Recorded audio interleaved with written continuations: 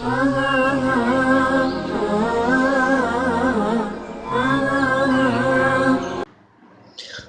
ونصلی علی رسولہ الکریم۔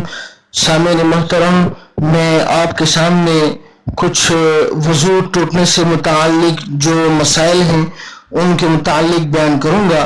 سب سے پہلے عوام میں وضو ٹوٹنے سے متعلق بے بنیاد مسائل جو رائج ہیں، جن کی کوئی حقیقت نہیں ہے، وہ مسائل میں کچھ پہلے بیان کروں گا۔ جس طرح کہ عوام میں یہ بات جو رائج ہے کہ سطر کھلنے سے وضو ٹوٹ جاتا ہے، لباس تبدیل کرنے سے وضو ٹوٹ جاتا ہے، اسی طرح اپنے سطر پر نظر پڑنے سے وضو ٹوٹ جاتا ہے، بچے کو برہنہ دیکھنے سے وضو ٹوٹ جاتا ہے، اسی طرح کسی کا گھٹنا دیکھنے سے وضو ٹوٹ جاتا ہے۔ لیکن اس میں ایک بات واضح رہے کہ گھٹنا سطر کا حصہ ہے، اس لیے کسی شدید مجبوری کے بغیر کسی کا گھٹنا دیکھنا گناہ ہے۔ اور عوام کے اندر ایک اور بات بھی رہی ہے کہ شلوار گھٹنے سے اوپر کرنے سے وضو ٹوٹ جاتا ہے، لیکن اس میں ایک بات یہ بھی یاد رکھیں کہ گھٹنا سطر کا حصہ ہے، اس لیے کسی شدید مجبوری کے بغیر کسی اور کے سامنے گھٹنا کھولنا گناہ ہے۔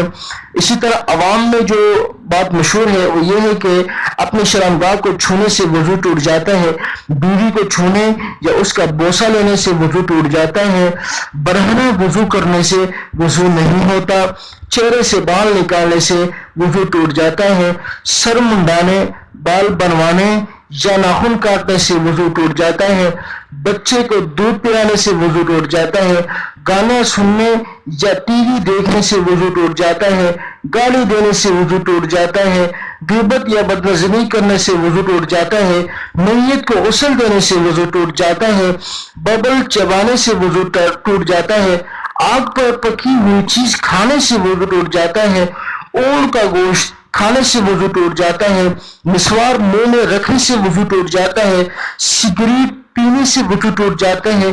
یہاں ایک بات یہ بھی یاد رکھیں کہ سگریٹ سے عام سگریٹ مراد ہے کہ جس میں نشہ نہ ہو۔ بچی کو پیشاب کے بعد پاک کرنے سے وضو ٹوٹ جاتا ہے، نجاست پر پاؤں پڑنے سے وضو ٹوٹ جاتا ہے۔ تو یہ جتنے بھی باتیں میں نے آپ کو بتائی ہیں یہ سب بے بنیاد ہیں، ان کی کوئی حقیقت نہیں ہے، عوام میں یہ صرف رائج ہیں کہ ان سے وضو نہیں ٹوٹتا۔ لیکن حقیقت یہ ہے کہ یہ جو جتنی بھی چیزیں ہیں ان سے وضو نہیں ٹوٹتا، کیونکہ یہ وضو کو توڑنے والی چیزوں میں سے نہیں ہے۔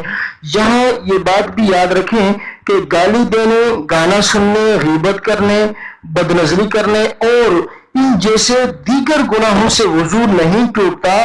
البتہ حضرات فقہاء کرام فرماتے ہیں کہ گناہ کے بعد وضو کرنا مستحب ہے، اس لیے وضو کر لینا بہتر ہے لیکن ضروری نہیں۔ یہ بھی یاد رہے کہ گناہ کے بعد توبہ کرنا ضروری ہے، جس کی زیادہ فکر ہونی چاہیے۔ نور الازاء کے اندر اس کا حوالہ موجود ہے اور آپ کے مسائل ان کا حل کے اندر آپ یہ فتاوی جات ہیں، فتاوی دارالعلوم دیوبند اور اسی طرح اور کئی فتاوی جات کے اندر ان کے حوالے جات موجود ہیں۔ فقہ اسلامی و ادلہ رد المحتار کے اندر بھی اس کے حوالہ موجود ہے۔ اللہ تعالی ہم سب کو عمل کرنے کی توفیق عطا فرمائے۔ وآخر دعوانا ان الحمد للہ رب العالمین۔